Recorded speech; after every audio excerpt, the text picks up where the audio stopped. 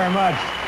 Our first guest tonight has written a guide for teenagers, testified before the United States Senate, and has had his teeth ground down into fangs. His new hit album is entitled Love is for Suckers, of which I have a copy right there. Please welcome back to this program from Twisted Sister, ladies and gentlemen, Dee Snider.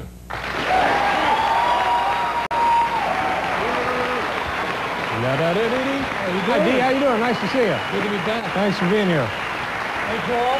Okay, you still didn't play nothing for my album.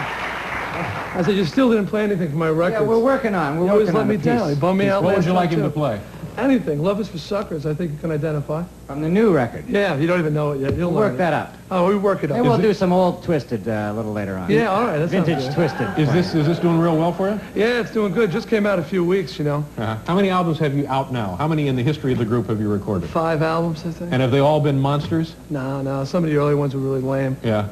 But honesty. How does that make you feel when you put a lot of work and a lot of effort in writing material and assembling material and recording it, and then it doesn't do so well? Like a piece of... not too good, Dave. Yeah. No, you know, some of them in early albums were just starting out, so you didn't expect them to sell all that big. But they could. Do you take that personally as a rejection? Yeah, I go around and beat people up, Dave. Do you have my album? Just kidding. I have the entire Great catalog. joke, by the way. I love that about the first See, but you understand it was just I a approve joke. that he's not lying. I really did. Thank you. Tell me about hecklers. Are you at a stage in your career now where you probably don't get many hecklers these days? But I'm guessing when you first started out, like No, we used to... I used to get a lot of hecklers in the old days. I don't know why. What kind of places were you working? 200-pound man wearing women's lingerie. I don't see how it should bother anybody. You know, we used to play the bars and stuff. We used to get it a lot. And even in the concert circuit, before we headlined, we got it. Yeah. I mean, I've had so many war stories about that stuff going back to the club days. I remember one time I was playing this place. It's Chan's. It's about 2,000 people all stand out on the floor. And somebody throws a bottle at me. Now, folks, where's the TV camera? Don't throw bottles. It's not a movie screen, okay? I mean, there's real people up there, and somebody get really hurt. And I'm trying to find out who's throwing this bottle. So I stopped the band from playing. I started insulting, and I can't get this guy to come out. Finally, I started saying, you know, you're a wimp. Mm-hmm. You're going to call him out. Your father's a wimp. And now, last thing, you never talk about people's mothers. Yeah. Your mother's a wimp. As soon as you say your mother, the guy's, it's me, right here, right here, right. So it's you, a bottle. I finally have the guy throwing a bottle, eye-to-eye contact. So it's the first time I tried this, and also the last. Packed crowd, I figure my people will catch me. Yeah. If I dive over the the folks stage. in the audience, yeah. The folks in the, because they're on your side. Loyal minions. Yeah. They're on my side, and, you know, and if and this guy's about 10 rows back, and I just go for it. 6-foot stage, swan dive into the crowd. Human nature says that when a 6'5", 200-pound man wearing silver lame dives off a 6-foot stage, move out of the way. So it's jammed. I don't know, it was like the Red Seas. I felt like Moses for a minute, going down. I hit the ground. Yeah. Now people say, well, isn't there always a chance that somebody's going to be tougher and bigger than you are? And it's true. Another one of my theories, my loyal minions will come to my aid. And there was a few very big biker minions out there in the crowd that night. So I get up off the ground, dazed, and I stand up, and this guy is in the wickedest kung fu stance you ever want to see. I mean, he's hissing, and everything's spinning. He looked like he was a Ginsu or something.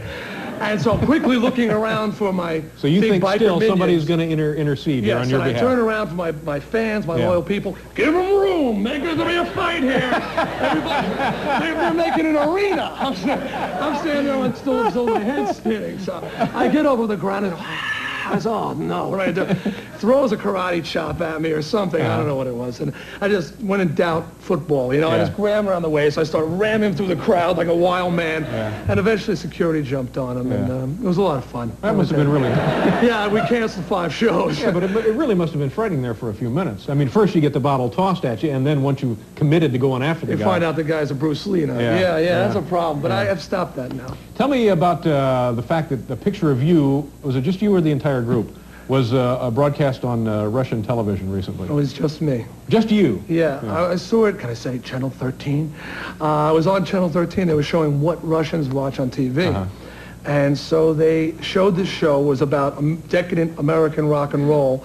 And they held up a picture of me with all my makeup and everything like that, which I'm not wearing anymore, by the way. And because the Russians don't like it. No. So you knuckled under the... Yeah, I couldn't take it. The pressure was incredible. The Ruskies got to him. So I hold up this picture of me, and they're translating on the air, and it says, look at this disgraceful example of American decadence. Yeah. It says, you'll see from this picture, with the makeup, you can't tell if he's a man or a woman. Maybe in Russia you can't tell if I'm a man or a woman, okay? I'm sure like all the Russian gymnasts got me in their lockers, you know. She's so cute. Me and Joe Piscopo on the Miller Lite commercial.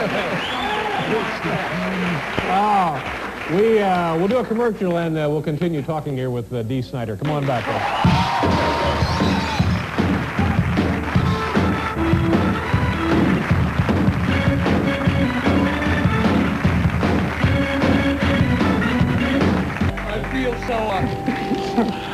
Then we always have trouble getting the lights back on. Well, so anyway, tell me about your family. You have how long you been married?